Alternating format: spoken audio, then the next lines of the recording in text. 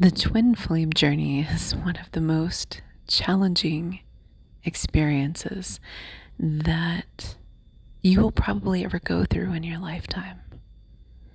It is the type of experience that brings you to your knees, sometimes in pain, sorrow, anguish, but it's temporary as you connect with the vibration of an essence of love that you're not familiar with. You see, the twin flame journey is about stripping away all of the false beliefs that this 3D world entrains us in. What does love look like? And it's not just about romantic love. It can be family bonds. It can be friend bonds. And it encompasses many, many different flavors. In fact, there are many different soul contracts. The twin flame journey is often what people are most familiar with because it is the first one. I equate it to being like getting your sea legs on your awakening journey. You're on a sailboat for the first time and you're trying to help out as part of the crew, but you don't really know how to navigate any particular direction. And you get a little seasick and you don't really know exactly how things work, but you're learning. This is what the twin flame experience is like. And there are other soul contracts that are more akin to you captaining the ship. But for a lot of people, the twin flame experience and the other contracts that are similar to this, not necessarily romantic, but very deep soul connections, they're marked by a lot of confusion because this process of tearing down all of the false beliefs that you have about yourself, your lovability, your acceptability, who you are, who you're not, what type of life you have. Do you connect with purpose? Are you just inserted in some role that you're not really actually lit up by? And the beautiful part of these soul connections, the powerful part, is that they light your soul on fire. And they also burn you. And any time that you are coming in with your shadow self or your unconscious self, or your partner as well, what happens is it creates so much friction because you both can feel the realness of the connection, but sometimes on the surface, don't honor it, acknowledge it, validate it. Some people actually gaslight others. They don't want to admit it. They don't want to talk about it. They just want to pretend like it doesn't exist. And yet they feel this magnetism that is irresistible. But oftentimes they are already in a partnership, which creates problems if it's a romantic connection. Not all of them are. And so then begins this dance of how transparent are you willing to be with yourself, with your soul contract partner, with the other people in your life, who it may impact. And in our 3D world, and this is what the episode on Surface was about, in our 3D world, it's easy to live in this modality that there's plausible deniability. If you never admit something, people don't know. And this doesn't happen with soul contracts. This is what creates the confusion. Whereas in the everyday world, if you just don't tell people things, they never find out. That's it. it's super easy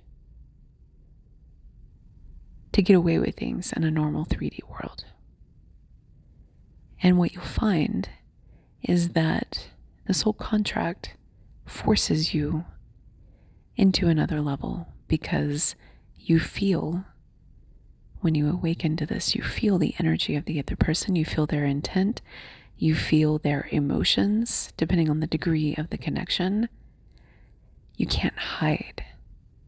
This is very often the first step into the 5D relationships. It breaks people out of the 3D paradigms. But what happens is, because this is often the first one, people are not always honest about what they sense and what they feel. And so they slow roll it. And some people even utilize it in a way that is to their advantage, in a very shadowy way. I knew somebody like that. And when I point blank asked them if they could feel me and had the same level of sensation that I did about them, they were like, yes. Yeah. Anyway, so you can't get away with the things that you're used to getting away with. But what happens is that because this is a process of upgrading the person, your behaviors have to be adjusted and fixed. And this is what I love helping people with. You have to pull your behaviors in alignment with where your soul is leading you. If you don't, and you can opt out of it, a lot of people do. If you don't, it's incredibly painful. You cause pain to yourself. You cause pain to the person that you're partnered with. And a lot of people can't handle being that honest. This is the truth. A lot of people cannot handle radical authenticity and radical honesty. They actually, and this is so shadowy, but it needs to be said, they're more comfortable in a life where they can lie and hide, cheat and steal. And they're not ready. This isn't everybody, but those who receive the invitation for the twin flame journey and who start dabbling in it, and then who decline to continue. And I would say that sometimes, not all the time, but sometimes, the twin flame experience happens before people are ready and they're not willing to sacrifice the comfort level, and they're not willing to go all in. And that's okay. So it's not always about that they want to be able to lie, cheat, and steal. But there are a subsection of those people that prefer to remain comfortable because they prefer being in a life where they can lie, cheat, and steal and get away with it. And so, as a result, you see this, it's almost like entering into college. And you know how the first year, at least in the United States, the first year is really kind of a weed out year.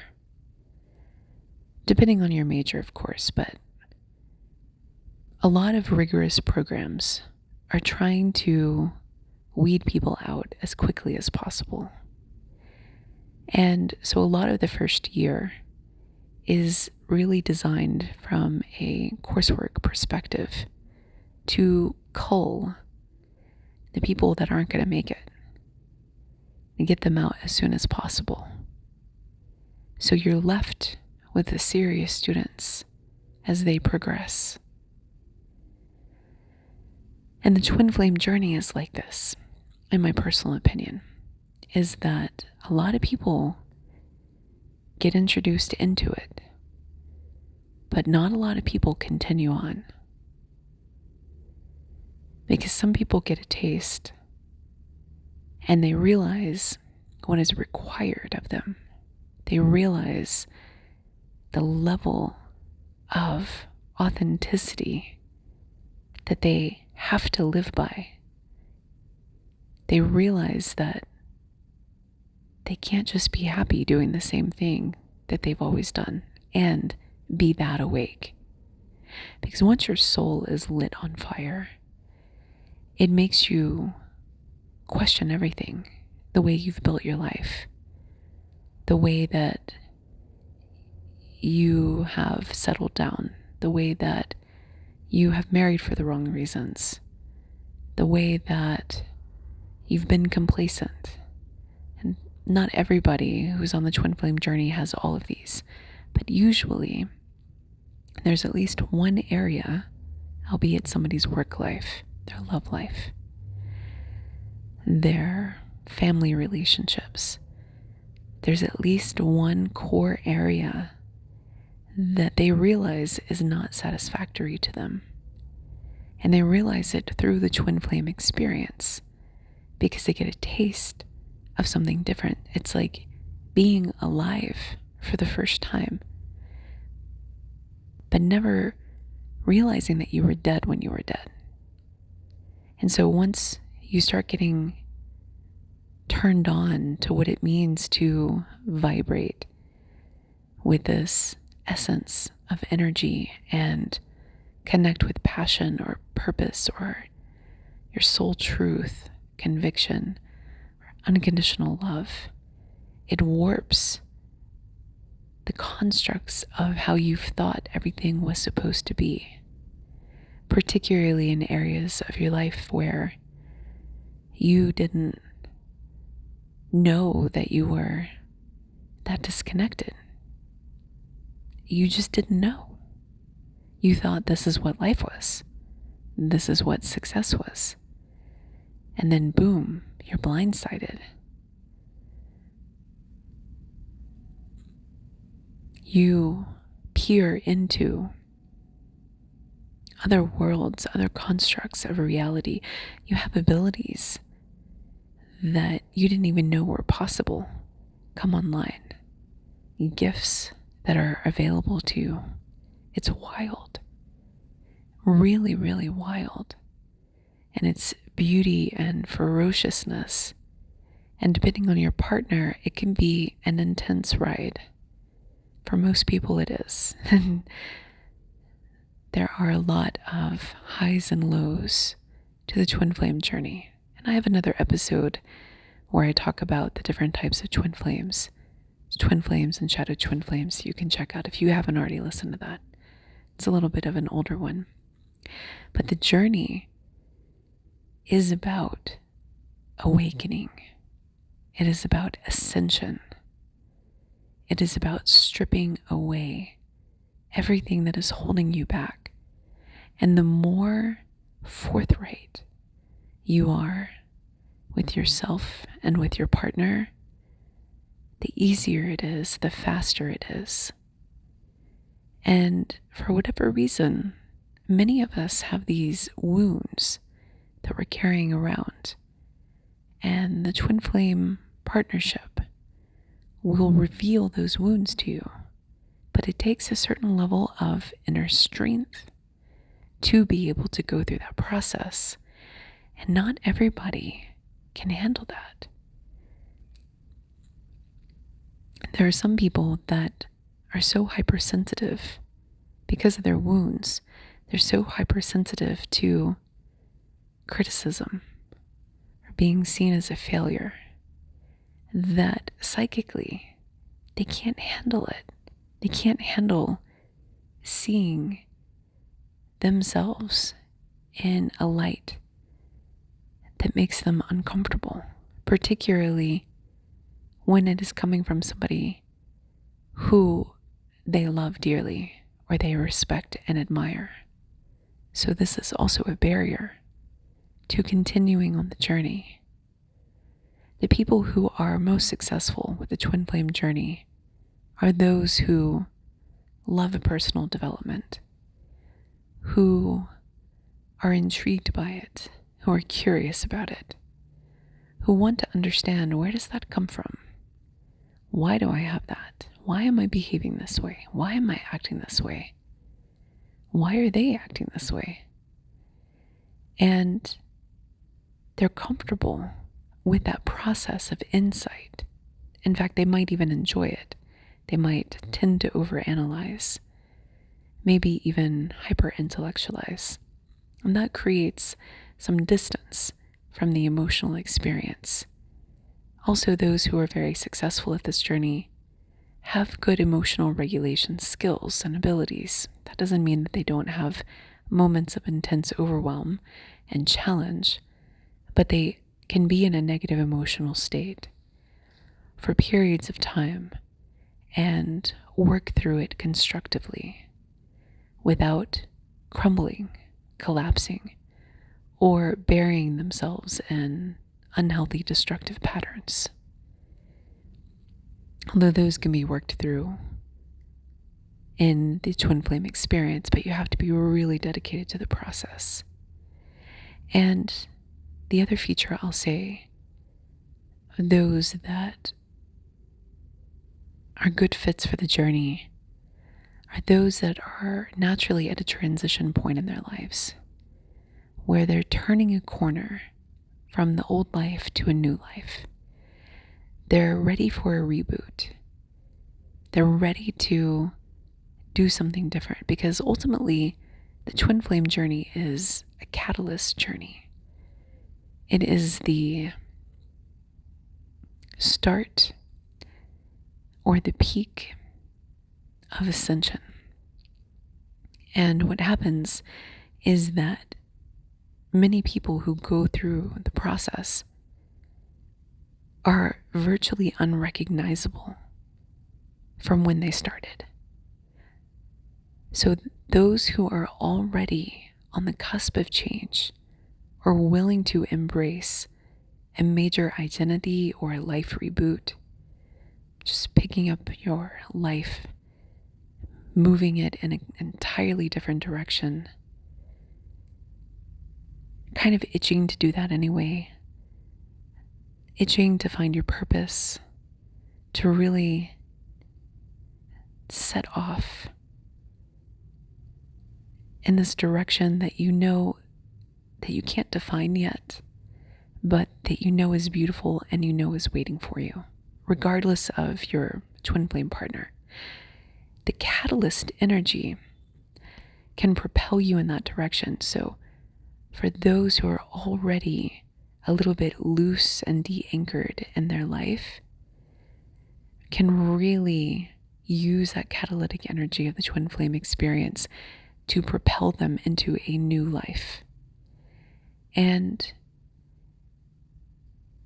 another point is, and I know this is actually hard, but if you're actually not attached to the person or the relationship and see it as a vehicle for growth and to appreciate it, to enjoy it, to hold it, but to do so from this higher perspective that it's a magical experience that has been divinely guided for the highest path of all, but that does not mean that you're supposed to end up together.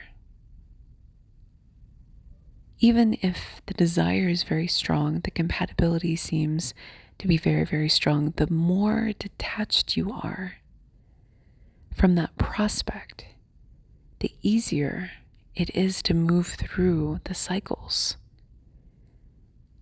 Because what happens is when you start to over-attach to this finite existence of love and how it's supposed to fit into a 3D arrangement, you end up actually taking the flower that is blooming and crushing it. And so if you have your hand open and loose, your fingers loose the space around it, letting it be undefined as much as possible, comfortable with ambiguity. Magical things can happen as a result. So listen, I would love to work with you if you are in a soul contract or a twin flame journey experience and you would like help moving through the stages faster, to shift the dynamic, to shift your world, to ascend. Feel free to reach out to me at sacredjourneyproductions@gmail.com.